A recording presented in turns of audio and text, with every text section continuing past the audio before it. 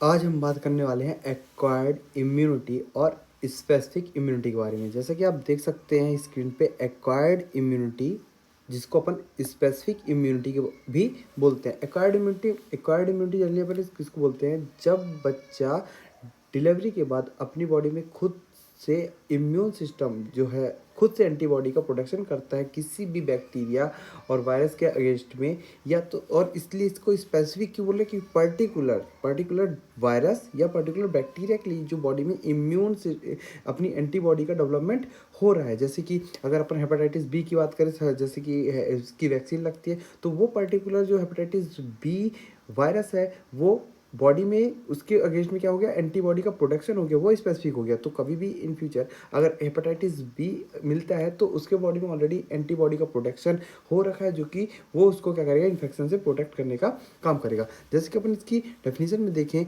It is the resistance develop in the body against any specific foreign body like bacteria, virus, toxins, vaccine और ट्रांसप्लासेंटेड tissue.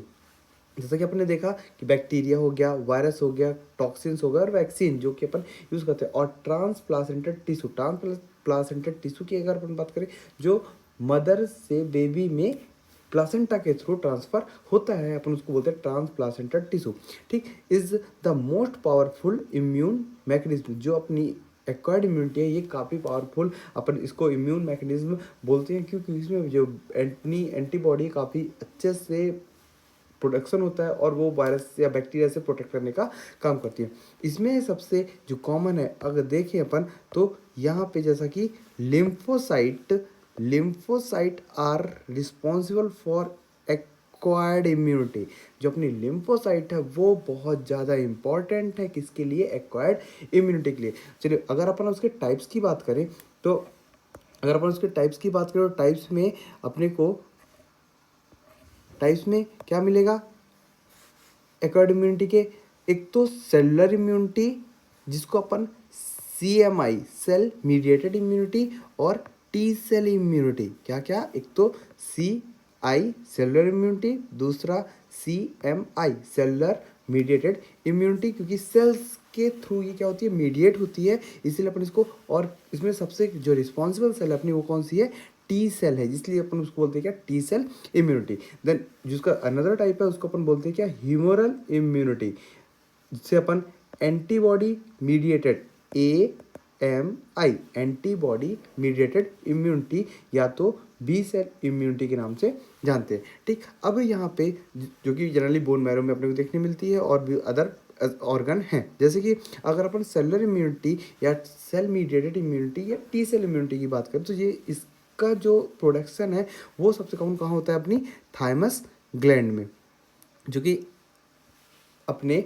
मीडियस्टिनम में present है ना। Then अगर अपन B cell immunity की बात करें, तो बी सेल इम्यूनिटी एक अपने लिम्फ नोड हो गया, दूसरा appendix, bone marrow, Peyer's patches, spleen, thymus, tonsil and adenoids, इन जगह पे अपने को जनरली देखने मिलते हैं, जो लिम्फेटिक सिस्टम अपने प्रोटेक्ट करने का काम करता है। देन यहाँ पे अगर अपन lymphocyte are responsible for the, अब जो अपने जैसे देखा कि लिम्फोसाइट जो है वो रिस्पॉन्सिबल है, और यहाँ पे जो अपने को जनरली कौन सेल मिलती है, टी सेल और बी सेल। ये क्या है, लिम्फोसाइट के ही पार्ट है, टी जिसको अपन बोलते हैं टी लिम्फोसाइट और बी लिम्फोसाइट। तो T lymphocyte are responsible for the development of the base of the both immunity. ठीक, यहाँ पे जो अपनी दोनों इम्यूनिटी बन रही है, जो अपनी टी सेल इम्यूनिटी बन रही है और बी सेल इम्यूनिटी बन रही है, इस दोनों के लिए रिस्पॉन्सिबल है अपना कौन, लिम्फोसाइट। तो यहाँ पे अपन ने इसके टाइप्स की चर्चा की कि टाइप्स में अपने को क्या मिल रहा है। देन इसके बाद फिर अगर अपन इसके लिम्फोसाइट के डेवलपमेंट की बात करें, तो lymphocyte develop from bone marrow in foetus. ठीक, तो जो अपना लिम्फोसाइट है ना, वो कहाँ होता है, अपना डेवलपमेंट उसका बोन मैरो में होता है। All lymphocyte are released in circulation, lymphocyte are following categories. अब अपने को यहाँ पे जो लिम्फोसाइट है, अपनी बात है वो सर्कुलेशन के थ्रू ही बॉडी में बनता है। अब जैसे अगर बोन मैरो से इसका डेवलपमेंट हुआ, बोन मैरो से डेवलपमेंट हुआ, देन ये जब अपना लिम्फोसाइट है ये जाता कहाँ है, थाइमस ग्लैंड के पास जाता है। थाइमस ग्लैंड में इसका मैचुरेशन होता है और यहाँ पे अपने को CD4 cell, CD8 cell, CD21, 22 then बहुत सारी ऐसे एंटीबॉडी सेल देखने मिलते हैं। जैसे कि अपन बात करें जो कि अपने को आगे देखने मिलेगी। देन यहाँ पे अगर अपन इसकी कैटेगरी की बात करें तो कैटेगरी में अपने को टी लिम्फोसाइट और बी लिम्फोसाइट देखने मिलेगी। टी लिम्फोसाइट में अपने को कौन कौन से सेल है, एक तो हेल्पर टी सेल, जिसका दूसरा नाम है इंड्यूसर सेल और इसको अपन CD4 सेल कहते हैं, जैसे कि अभी अपन ने देखा।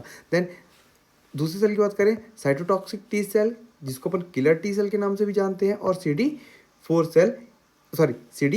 सेल, क्या CD8 सेल, अपन इसको CD8 सेल भी बोलते हैं। देन अपनी और कौन, suppressor cell and memory T cell. Then यहाँ पे बी लिम्फोसाइट की अगर बात करें तो बी लिम्फोसाइट में अपने को दो सेल मिलेगी, एक तो प्लाज्मा सेल, दूसरी मेमोरी सेल। जैसे दोनों में अपने को कॉमन मिल रही है कौन सी, मेमोरी सेल। मेमोरी सेल क्या करती है, जब बॉडी में इन्फेक्शन आता है और इन्फेक्शन आने के बाद जब हमारे बॉडी में एंटीबॉडी का प्रोटेक्शन होता है तो वो मेमोरी सेल क्या करती है, उसको बॉडी में याद करके रखती है, ठीक, मेमोराइज करके रखती है, ताकि इन फ्यूचर अगर वो बैक्टीरिया वापस से हमारे बॉडी में इंटर कर रहा है तो एंटीबॉडी का प्रोटेक्शन करने के लिए उसको ज़्यादा मेहनत ना करनी पड़े, वो क्या करेगी, तुरंत भी नए एंटीबॉडी का प्रोटेक्शन करना स्टार्ट कर देगी। ठीक है, देन फिर आगे बात आती है एंटीजन की।